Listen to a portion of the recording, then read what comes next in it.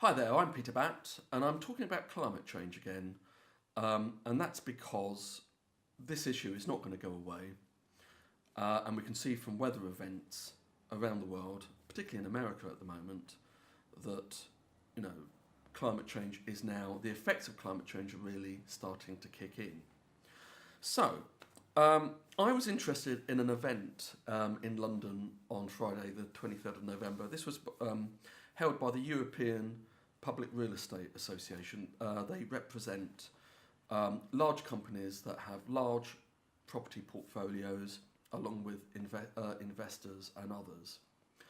And the reason this was interesting is the fact that they were holding this at all shows that actually there are large parts of the business world that take climate change very seriously, because climate change affects their bottom line, and also because they want to be responsible citizens. So it's not fair to characterise business as being completely resistant to the whole climate change agenda. And the whole event was kicked off by Chris Rapley, Professor of Climate Science at University College London. And his speech basically outlined the threat from climate change as we currently understand it, as well as the psychological barriers to us as human beings to actually respond in any coherent manner to this most critical of man-made crises. So without much more ado, this is Chris Rapley's presentation. So good morning everybody. Let me just find my talk, which is here. I started my research career many years ago as a rocket scientist, so I think that qualifies me to talk with authority on many subjects. That's what I intend to do this morning. Climate change, why the reluctance?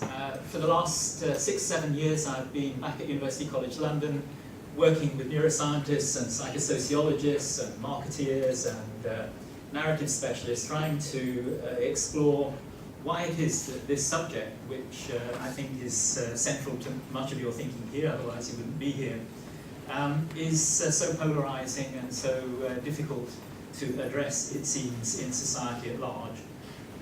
So let's start. I trained as a physicist originally, and from my point of view, the issue that we're dealing with is the following. This is an image of the Earth. It's a slightly unusual one. As I say, I used to work with the agencies and research groups that would develop satellites to produce these sort of images. And so this is an image of the Earth, but it's taken in the thermal infrared. And you've all seen pictures of thermal infrared images of houses leaking heat and so on. So this is an image from space of the Earth leaking heat back out into the darkness of the cosmos. And of course what the planet is trying to do is to radiate away at exactly the same amount of energy as it's intercepting from the sun. But I checked the web yesterday, and the latest measurement of the concentration of carbon dioxide in the atmosphere is that it's there at 408 parts per million. That's from a couple of days ago in the free air over the Pacific.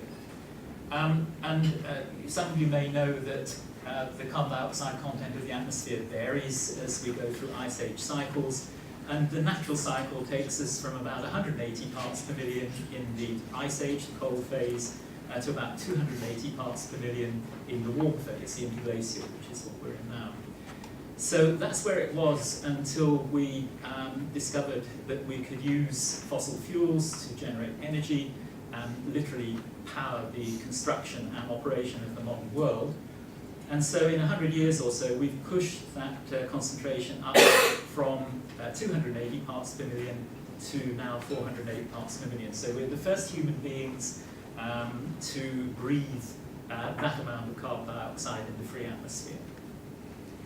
And you all know the story. Carbon dioxide is a greenhouse gas with water vapor and others. It maintains a 30 degrees centigrade gradient from the surface of the Earth to the top of the atmosphere, to the layer which is emitting the radiation that you see in this image. It's a nice image because you'll notice that even in the dark areas, which is the clear atmosphere, you cannot see the surface. and that's because the atmosphere is opaque because of the presence of these greenhouse gases. So if you increase by 46%, one of the components of the atmosphere which is keeping the surface warmer than it would otherwise be, then you don't have to be a Nobel Prize winning physicist to realize that probably you will end up warming the surface. And that's of course exactly what's happening. So we've upset the energy balance of the planet. As we're speaking, the planet is accumulating more energy from the sun than it's radiating to space because of this additional blanket of CO2. And interestingly, the rate at which the planet is accumulating energy is 16 to 20 times greater than the total amount of energy that humans generate to run the modern world. So if by your actions you generate a consequence which is an order of magnitude greater in terms of unwanted consequences, then that would seem to be a slightly foolish and unwise thing to do, and that's really what this morning's lecture is about. We've upset the energy balance of the planet. So, as I say, the surface is warming, and there are various graphs and representations of it, but I like this one by a colleague of mine called Ed Hawkins. And what we have is essentially a clock face, and except that round the circumference we have the months of the year, so January, February through to December. The inner white circle is where the temperatures of the planet were pre-industrial, so the 1850s or thereabouts. And we've also drawn on here the 1.5 degree and 2 degree guardrails, which we'll come on to again a bit later, but which you will, I'm sure, be aware are seen as the limits beyond which it is unwise to go in terms of the total amount of warming of the planet. And what you're going to see is an animation of temperatures throughout each year from 1850 to 2017, and you'll see them spiral outwards from that original level, which is called 0 degrees C here. Oh, yeah, why is that not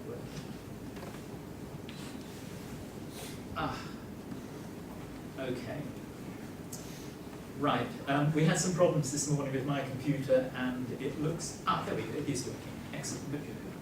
So here we are, not much happening in the late 19th century, we come partway through the 20th century, again not very much happening, but as we get to the Great Acceleration, so-called, from the 1970s onwards, you see temperatures spiral outwards, nearly already breaching the 1.5 degree level during the last big El Nino event, which was a couple of years ago. I'll let it run again.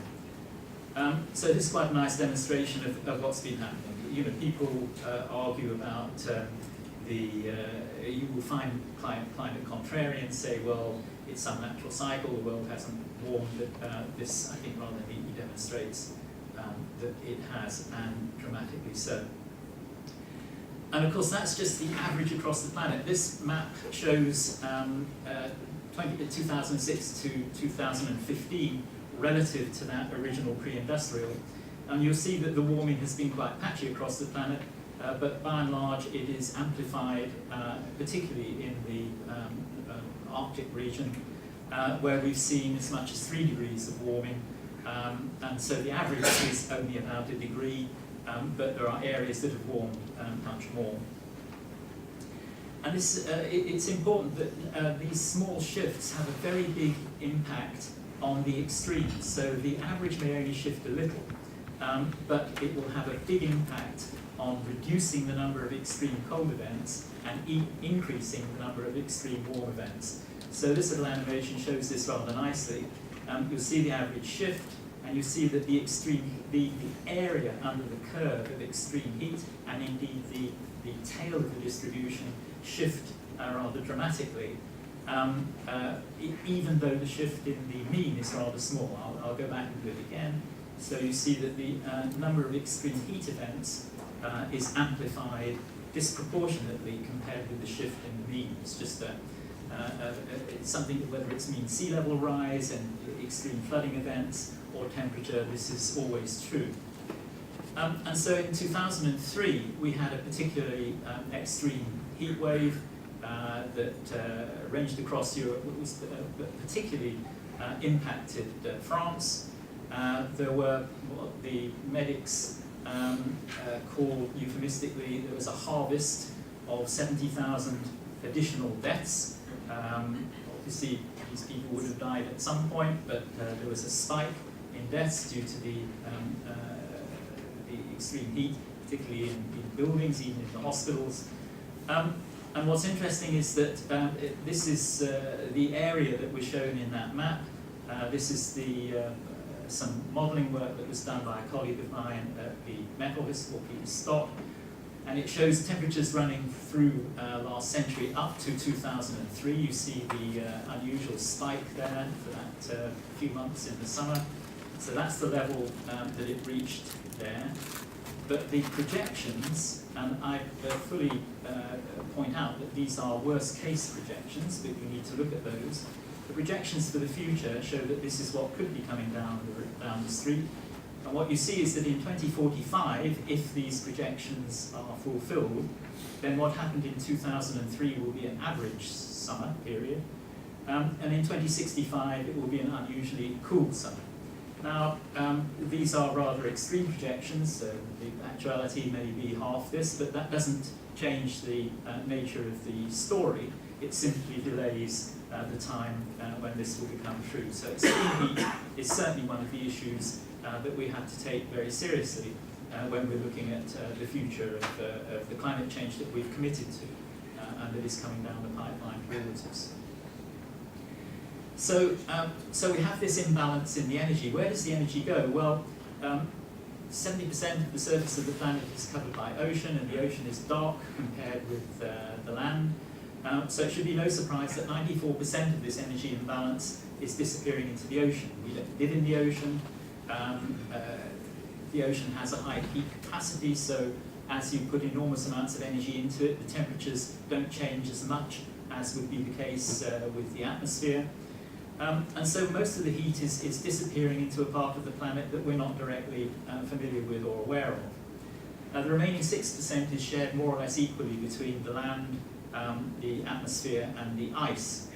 So my research for many years was all to do with the polar regions, polar ice. Ice, of course, near the melting point is very vulnerable to even small changes in temperature, and it will melt, it will transform itself to water. So let's just look at the area of the Arctic, which I hope you recognize here. You can see Canada, Greenland. You can just about make out the Eurasian continent on the back there. And what's shown is the Arctic Ocean with its ice cover on it. This is from the mid-1980s. And the grading of colour shows, or of white to grey, shows in light colours the very thick ice, the ice that has survived several summers, and so is, was probably up to 5-6 metres thick. So a thick crust of ice isolating the ocean from the atmosphere, preventing exchanges of heat, moisture and momentum. So it acted as a sort of cap, isolating that ocean, huge ocean basin from the atmosphere. And then the lighter areas are thinner ice, and running down between Canada and Greenland, you can see some light colour. That's first-year ice. That's ice that just forms in the winter and then melts again in the summer. And there's a little histogram to the right that shows that in the winter of '84, something like 30% of the ice cover in the Arctic was this very thick, strong ice, very difficult to break up with wind and ocean currents. So I'm going to show you a fast animation running forward to a couple of years ago, and you will see this kind of heartbeat of ice growth and decay as you go through the summer and back to the winter, but you'll see something else happening, and well, I'll draw your attention to it at the end. So we're coming up to mid-1990s, new century, 2005, 2010, 2016, and it flicks between the two. So, and this is September, so two things have happened. Firstly, the area of the Arctic Ocean covered with any sort of ice in the summer, September is where you get the ice minimum, has reduced by 40%. So we're now seeing open ocean where we used to see ocean covered in ice. But more dramatically, the really thick ice, the strong ice that sort of bound the pack together, has reduced from about 30% down to about 5%. In fact, the thickest ice, which used to cover about 16% of the Arctic, is now down at 1%. So you will see news reports of, the Arctic ice in the summer is reduced now to the point where ships can sail through. The Koreans have built a fleet of ice-strengthened ships that, by coming across the Arctic, can cut off 7 days transport time during the summer. You don't need to have huge nuclear icebreakers breaking a path of many more. But more importantly, we've lost that really thick ice. So what is left is very thin, fragile ice. And there are discussions. It's quite difficult to predict ice because it's very prone to, it responds very strongly to small changes in the energy balance of the Arctic. But it looks like we'll have an ice-free Arctic in the summer, certainly sometime later this century. People argue how many decades away it will be. But what happens in the Arctic doesn't stay in the Arctic. This has changed the whole interaction between the ocean and the atmosphere over the high latitude northern hemisphere. That's changed the way the jet stream functions. And this is seen as one of the reasons why we're seeing these periods where very cold air spills out of the Arctic over mid-latitudes in America and Europe, and very warm air penetrates deep into the Arctic, just amplifying this process.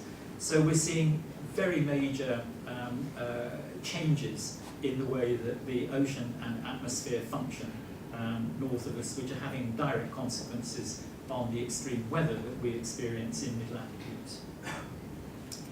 So as the energy accumulates, as I say, mainly in the ocean, the world warms, ice and snow melt. Sea levels rise because as you warm the water in the ocean, it expands, and also ice on land in Greenland, the glaciers around the world and in the Antarctic either melt or slide into the ocean, raising its level. And sea level is rising now at a geologically significant rate. It's rising certainly at 30 centimetres a century, which is that much. But over the last few years, it looks like that's accelerated even more to probably 40, 45 centimetres a century. And up until the industrial period, it had been stable for at least a couple of thousand years. During the transition from the last ice age to the present, sea level rose at about 1 metre per century. So we've kicked off in 100 years something that the planet does naturally on a 100,000-year time scale. And that has its consequences. The storm surges that have been hitting the east coast of the States have penetrated significantly further and done much more damage to properties and indeed assets than they would have done if they had not seen that sea level rise.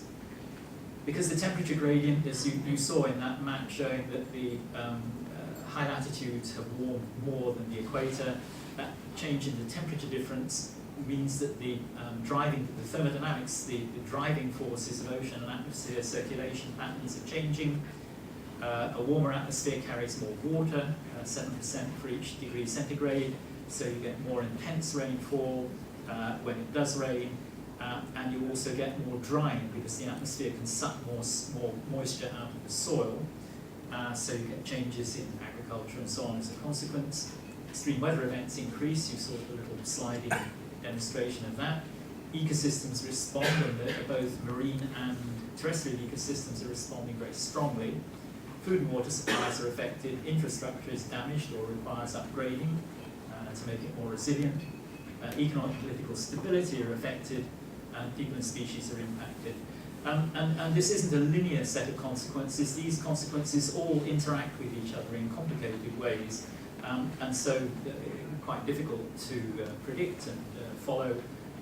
But it's a set of consequences that one might wish we had not kicked off.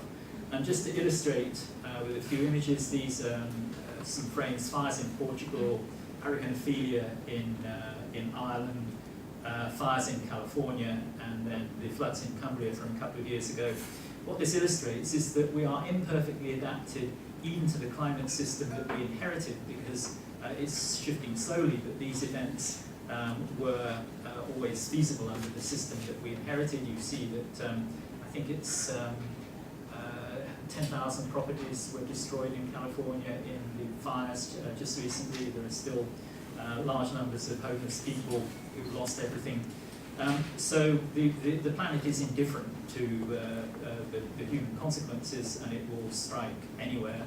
So we're imperfectly adapted to the system that we inherited, and we're certainly not adapted to the system that we're provoking. So a lot of people have been aware of this, in particular the security services and the military. So this is a report, or there was a report by the US Department of Defense in 2014, so the work was done prior to that. And in the report they said rising global temperatures, changing precipitation patterns, climbing sea levels, and more extreme weather events will intensify the challenges of global instability, hunger, poverty, and conflict. The only thing I would disagree with that statement is the will, because what we're seeing increasingly, and particularly this year, is that this is already happening. And of course, one of the indirect consequences of all of this is that it will drive increasingly very large numbers of climate refugees and migrants. And we have seen here, this is the tail end of the migrant flow across the Mediterranean and into Europe. And we have seen how destabilizing this has been to European politics.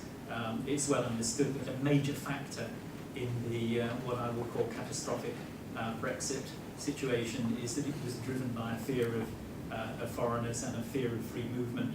And so you could argue that Europe has already suffered huge political damage as a consequence of the flow of migrants, part of which was exacerbated by the severe drought in Syria in 2007-2010.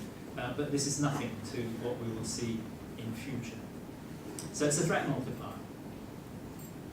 So that's all very gloomy, and you know, I don't want to completely depress you to start the morning off. There are some bright elements of this, and that is that there really was a diplomatic triumph in Paris in 2015. I was there. It was an extraordinarily exhilarating moment in human history.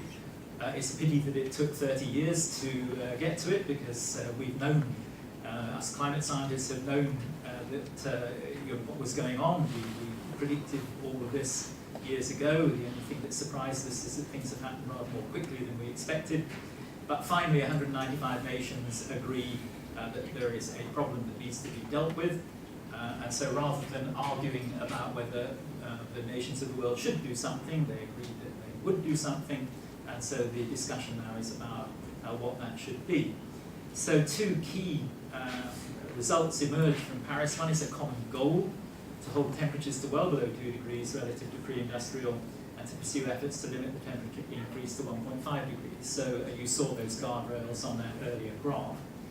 Interestingly, the Intergovernmental Panel on Climate Change, which is this massive effort on the part of the climate science community to review and synthesize what the thousands of pieces of research are telling us, much to the surprise of many of us, the recent report that's come out shows that there is a substantial difference between 1.5 degrees and 2 degrees.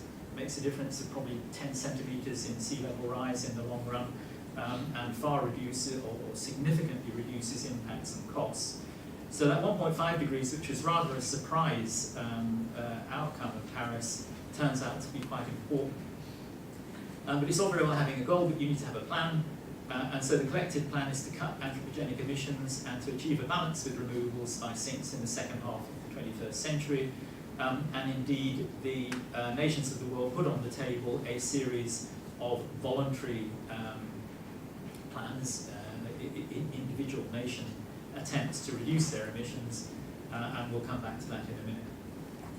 So that's the first bit of good news, that the nations of the world, you know, truth has spoken to power, power has finally responded, and this is unprecedented. I don't think there's ever been an occasion in human history where essentially the leaders of the vast percentage of humanity have all agreed that something needs to be done and committed themselves to doing it. Now, at one point in my career, I ran the Science Museum in South Kensington, and one of the privileges of being the director is that you can go and look at the reserve collection, which is 96% of the collection. You can kind of potter around, look at the 30 kilometres of technical journals that are kept in the archives and library.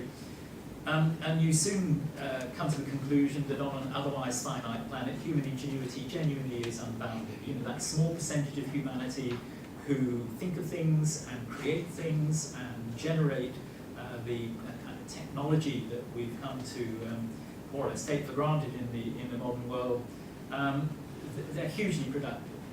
And given the backing, given the funding and the capacity to do so, can and will provide extraordinary technological innovation that can help us deal with this. But of course, that needs to be supported. Individual entrepreneurs struggle to change the world on their own. And so one other outcome of the Paris Accord, or the Paris discussions, which is possibly less well known, is that the 23 nations and the European Union agreed to participate in a program called Mission Innovation, which is an attempt to provide the wherewithal to allow those entrepreneurs, those inventors, those technology specialists to deliver clean green energy and a variety of other techno fixes that will certainly not solve the climate problem, but will certainly make great inroads into it. And that seems to be moving forward. There are individual entrepreneurs, Bill Gates and so on, are involved, and one can hope that that manages to accelerate progress in the way that they intend. And we see everywhere. This is a solar farm in France that delivers enough energy for 3,000 homes. These are the mega wind turbines, 32 of them deployed off the coast of Liverpool. The amount of energy that a wind turbine can generate goes up as the square of the length of the turbine blades. These turbine blades are 80 meters long, so each one produces 8 megawatts of power. And what's important, I'll come on to it in a second. But anyway, so the UK is a world leader in offshore wind. Onshore wind is still by far the cheapest way of delivering power in the UK, and that has struggled because of objections from people who don't like to see wind turbines on their skyline. But gradually, UK energy policy now seems to be overcoming that. And of course, the other good news is that China and of course India, but China in particular, has partly for air pollution problems, but also to ensure their commercial success in the world, have taken a deliberate policy to become world leaders in solar PV. They've set themselves a target of 20% renewables by 2030, which they will certainly exceed. And if that doesn't sound too much, that's equivalent to the entire US baseload generating capacity, and they're well on track to deliver that. And of course, what's interesting is just like Moore's law has increased the capability of computers year on year on year over decades now, the cost of solar and wind have been plummeting far beyond what anybody predicted, even the most optimistic, and batteries are doing the same, to the point, so you can see those curves tumbling 70% per year, and there seems to be no tail off of that. But here's one projection of what power costs could look like in just 12 years away, and you'll see that solar, the renewables world, is coming in at around under or around $20 per megawatt hour, and everything else, biomass, coal, nuclear, far higher than that. And of course that's crucial, because as soon as the markets see that that's true, and it's happening already, then those that are already in the fossil fuel industry recognize that the end of fossil fuels is coming, will quickly be pushed aside. So the markets will just drive the penetration of renewables into the energy market. If we begin to see anything like exponential growth, which is what this would imply will happen, then that is extremely good news. We might very well come close to meeting the targets set in Paris. Now, of course, energy is where we've seen already substantial progress, but this is an old diagram. McKinsey produced these abatement option curves probably a decade or so ago. And so what you're looking at here is as you go from left to right, you're moving across the full rate of carbon dioxide emissions by humanity. So the total is roughly 40 gigatons of CO2 equivalent per year. And each one of the vertical lines is an intervention of some sort that will reduce that amount of CO2 emissions. So if you did everything, then you would reduce human CO2 emissions to zero. And the lines that go below the curve save you money, and the lines that go above the curve cost you money. And so what's fascinating is that the first third of human carbon dioxide emissions could be abated, could be removed by actions that in the end save individuals, companies and humanity money. The other 2/3 increasingly cost you more money, so that, for example, the most expensive shown on here is carbon capture and storage on the right, iron and steel carbon capture and storage. I should say that these, you shouldn't take any one of these bars too seriously. Individual economists and specialists have looked at each one and argued about how reliable they are, but it's just a general picture that's important and remains true. And in this set of options that allow you to make money by reducing emissions, building efficiency of new build, and retrofit of residential heating, ventilation and air conditioning are two that stand out. And indeed the one that gets you the biggest benefit per dollar invested, or euro invested, is residential appliances. So for this audience, that is surely an important indicator. So we had bad news, we had some good news, and now we've got a little bit more bad news. We're never short of reports. It's difficult to keep up with the reports that kind of fly around the internet. So a month or so ago, the Intergovernmental Panel on Climate Change published its Global Warming of 1.5 degrees C report, which, as I said, shows that 1.5 degrees is really a lot better than 2 degrees. Shell published their Sky scenario, which shows that the physics, chemistry and biology still would just allow us to scrape home at about 1.5 degrees or thereabouts, but the problem is with humanity and society, whether we actually have not only the willpower but the capacity, the institutions in order to fulfill that.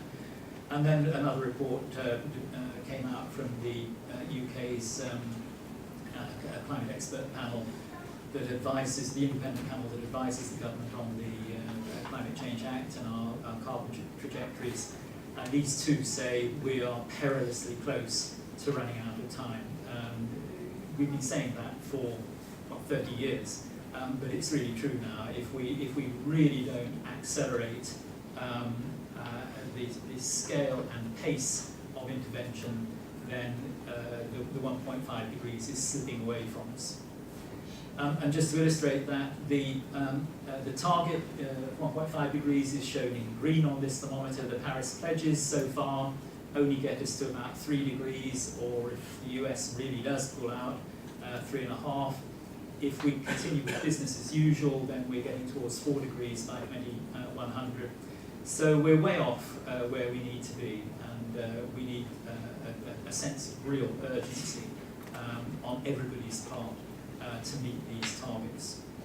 So if I were to give you a lecture on astrophysics, the beginning of the universe, or black holes, or particle physics, then I would engage your curiosity and would tap into that part of humanity which is always sort of overawed by the cosmos and so on. And I could give you, if I were good at it, I could inspire you, I could inform you, and as you leave the room, you would be emotionally and ideologically unchallenged. But the climate change story is different. And the irony is that the better that you tell it, the more likely you are to generate in your audience strong emotions of anxiety, fear, loss, grief, guilt, and in particular helplessness, which is a particularly damaging emotion to generate within people, feeling.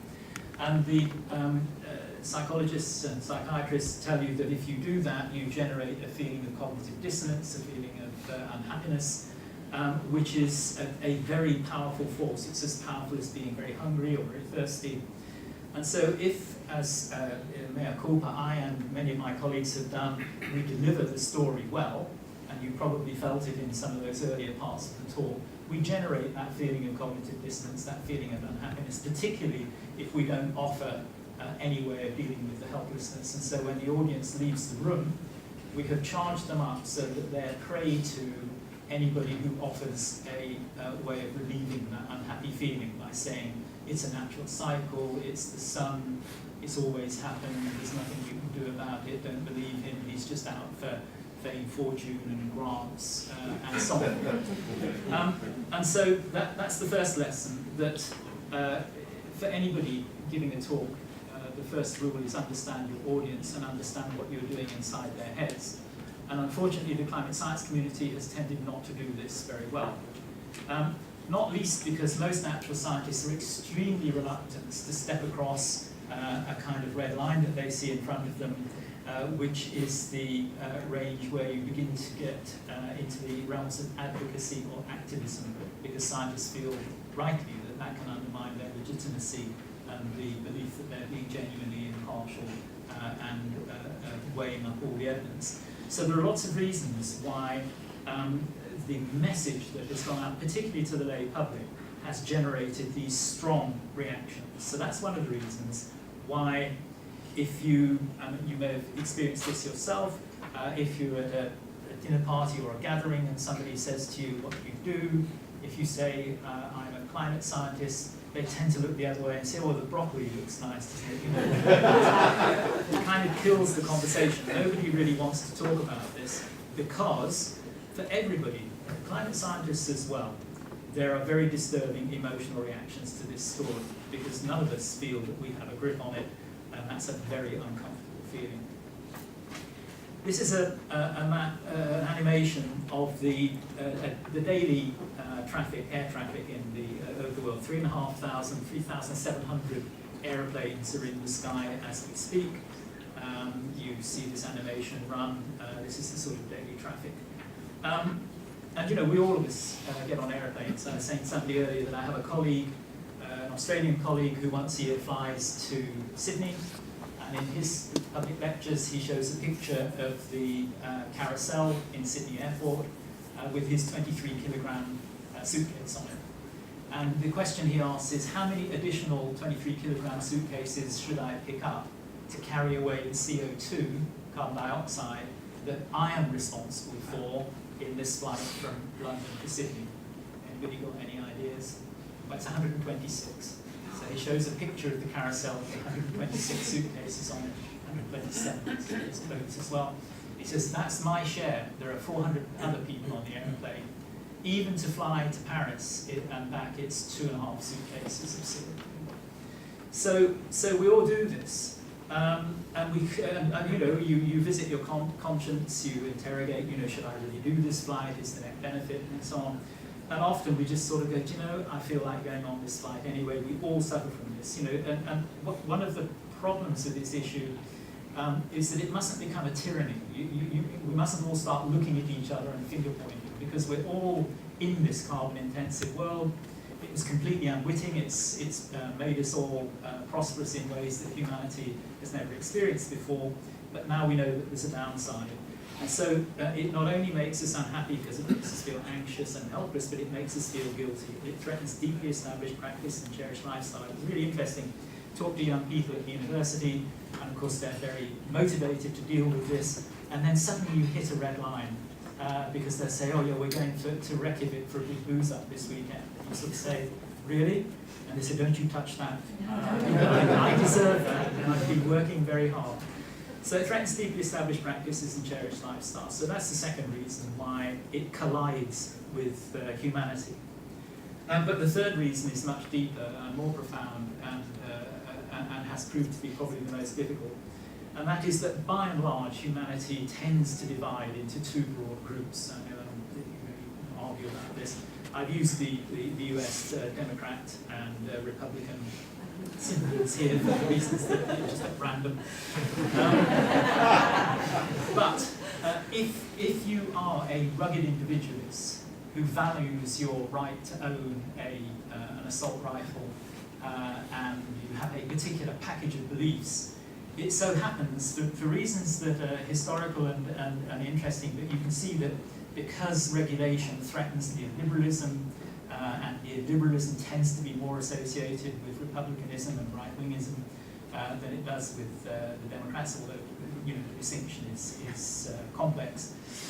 If you regard state interference as an anathema, and if you regard the United Nations as a sort of the devil incarnate, if you think that regulation stifles your rights as an individual, then again the cognitive dissonance of the evidence causes you to seek some way of denying that this is true.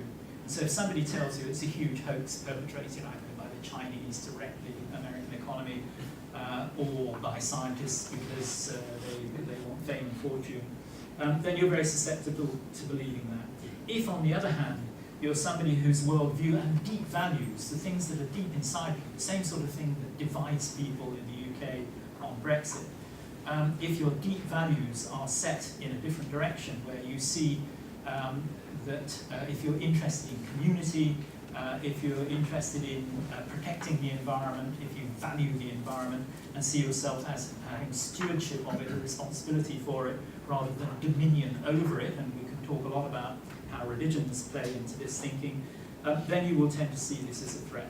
So this story instinctively, whether people are conscious of it or unconscious of it, it instinctively challenges strongly held values and powerful issues of identity, and all of this before you collide with vested interests who simply would prefer to maintain the status quo. So it's no surprise on this basis that this has proved to be a particularly contentious subject, especially when most people gather their information about the world from the media. Now the internet is undermining that in a variety of ways. But when you see that the tabloid press of the UK has packaged together, just in the same way that it's a badge of honour in the United States as a Republican not to believe in climate change. If you're a Tea Party member, that's part of your package of views. But if you look at the impact that headline after headline after headline has on people, in this case on migration, so these are collages of the short statements that day by day by day by day are deliberately attempting to shape what goes on inside people's heads. Psychologists tell you that even if you completely disagree with a concept, an idea, if it is continued, if you're bombarded with it, it strengthens literally the connections inside your head that respond to that topic. So if you package climate fraud with the whole migration issue and so on, you can see why it is that there is a reluctance out there to address this. And you can see why it is. This is a diagram that one of my psychology colleagues in Norway actually has produced, why people build walls around themselves to protect themselves from this story. So they either negate it, they simply say, I don't believe it's true, and find reasons to justify that, or they disavow it, that is that somewhere in their heads they accept that it's true, but they constantly avoid dealing with that. They actively go out and deny it, persuade other people that it's not true, or, as most of us do, we kind of evade the consequences. You know, we do get on an airplane with a slight feeling of guilt, maybe pay an indulgence to offset the carbon, but it leads to silence and lack of action. And so that's where the reluctance really comes from. So how do you deal with this? You know, what can you or I do? Well, so there are three P's: personal, professional, and political. At the personal level, we can all make a statement that satisfies our own consciences and indeed sets a good example, if you like. So there are many examples of people who have been through processes, either individually or collectively, where they've very significantly reduced their carbon emissions or carbon footprint, sometimes by as much as a factor 2, and often come out of it saying, you know, I lead a healthier and more satisfying life as a result. But what we all know is that an individual is not going to change the world. The planet is indifferent to the fact that one tiny source has been reduced. What it cares about is the total set of emissions. So I'll jump to political. Interestingly, a few years ago, I would ask my public audiences, you know, how many of you, because most people who come are kind of on site, they want to know more. It's relatively rare that I get strong climate contrarians, although it's very interesting when I do. They tend to stand up and scream at me, which is fascinating. I had a lady in Houston who looked like my mother stand up and start screaming at me, and as far as I could make out, she was telling me that it was she regarded it as her right as an American citizen to burn as much carbon as she felt like it. She had a 24-room house, and she had left lights on it so it looked like an ocean liner when she came to my talk to make the point. So, you know, there's not much you can say about that, really. So on the political side, you know, I asked my audiences how many people have written to their MP recently expressing serious concern about this. And it's interesting, a colleague of mine yesterday said that one of his students has just written up her PhD, and her on UK MPs' attitudes to climate change risks. And her conclusion is that they're fatalistic and paralysed, afraid of speaking out for being labelled as extreme by colleagues, and above all, unprompted to action by any electoral pressure. They say it is that messages from constituents expressing concern are rare. Now, they're less rare than they used to be, but they're still very rare. So we still just about live in a democratic country, some people might argue, but one can exercise one's right as a citizen to shift things. So, but what about professional? And here, it seems to me that the professional side, and that's why this audience is so important, has a power that individuals don't, because once you're part of an organisation, that organisation has processes, it has assets, it has structures, it has organisations that can be used to make a significant difference. So this image is from a number of years ago. It was when I was still director of the Science Museum, and Franny Armstrong, who came up with the 10-10 campaign, which was to get large organisations to reduce their carbon emissions by 10% in 2010 and then 10% each year subsequently, asked the Science Museum to be the first to sign up to sort of make a good start and encourage others to come along, which we did. Interestingly, when I went to talk to our services, building services people, I said, before I sign up, can we do 10%? And they kind of shook their heads and sucked their pencils and said, well, you know, we just did 17% with a major refit of windows and so on. I don't really see how we can do another 10% in a year. So I talked about it with the chairman of the board of trustees, and I said, well, you know, they don't think we can do it. He said, well, you know, why don't we just say we'll do it anyway? So we did, and I called the staff in and said, look, I've just committed us to something, we don't have a clue how we're going to do it, have you got any ideas? And it was wonderful because it rallied the staff to something that they believed in, something that made them feel good. They came with a spring in their step.